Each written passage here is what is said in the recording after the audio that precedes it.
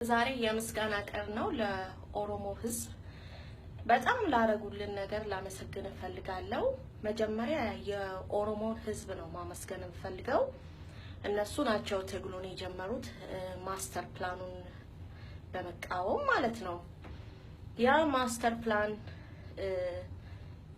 በተቃወሙበት ጊዜ ብዙ የኦሮሞ ህዝቦች ሞተዋል፣ ብዙ ታስረዋል፣ ብዙ መስዋዕትነት እየተከፈለበት ትግል ነው።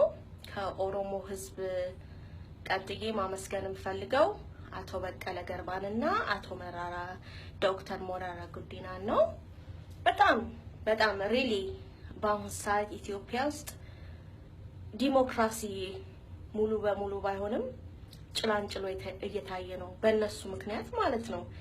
ከአቶ መራራ ጉዲና እና ካቶ በቀለ ገርባ ቀጥዬ ደግሞ ጆዋርንና የጆዋር ግሩፖችን ማመስገን ፈልጋለሁ። በጣም ነው የሰሩት። አብሶ ጆዋር 24/7 ነው ለኦሮሞ ህዝብ የታገለው የሰራው ያው ለኦሮሞ ህዝብ ነው፣ ግን ለሁሉም ለመላው ኢትዮጵያም ተረፈ።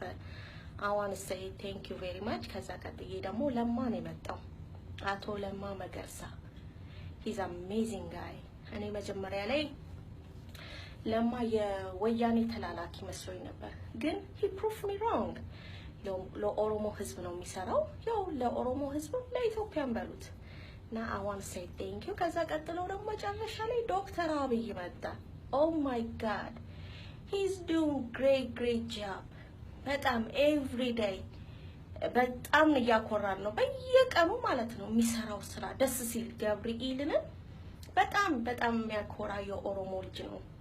እና ለምንድን ነው ለይቼ ኦሮሞዎችን ላመሰግን የጀመርኩት? እነሱ ናቸው የጀመሩት ትግሉን፣ የጨረሱትም እነሱ ናቸው። ግን እነሱ ሰልፊሽ አይደሉም፣ ራስ ወዳድ አይደሉም፣ ለሁሉም ኢትዮጵያ እየተረፉ ነው። I want to say thank you really። በጣም ነው የምናመሰግነው።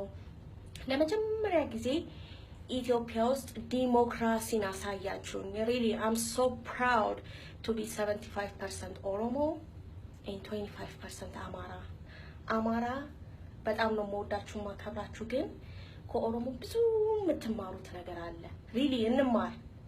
መማማር ደስ ይላል። ስንማማር ደግሞ ኢትዮጵያ የበለጠ አሪፍ ቦታ ላይ እንደምትደርስ I am 100% sure። እና መልካም ቅዳሜ ነው እላችኋለሁ። Have a good day. Enjoy your day. Bye.